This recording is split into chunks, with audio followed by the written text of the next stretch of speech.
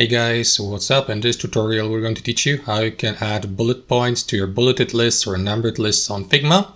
So let us get started and show you how to do it. So head over to your design or project on Figma. Let me go with this one here, and as you can see I added this text box here with these three lines resembling a bullet point, 1, 2, 3, but they haven't been converted into bullet points or bulleted lists yet. So to do that, simply highlight your entire, or either the line or your entire list, just like that.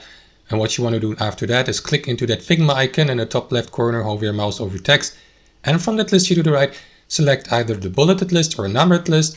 You may also use the shortcut Ctrl+Shift+8 for a bulleted list, or Ctrl+Shift+7 for a numbered list, or Command instead of Control if you're using a Mac. So let me convert it into a bulleted list, and there you go. Now, of course, you may customize it, for example, by resizing the text box, for example, or by resizing the text itself here in the typography setup, for example, change the font. And let me also change that to a numbered list. Again, highlight your entire list, click into this Figma icon in the top left corner, hover your mouse over text, and select numbered list, and there you go. So if you'd like to add another point or bullet point to your list, simply click into the end of it, press enter, and that is going to add the next bullet point to your list.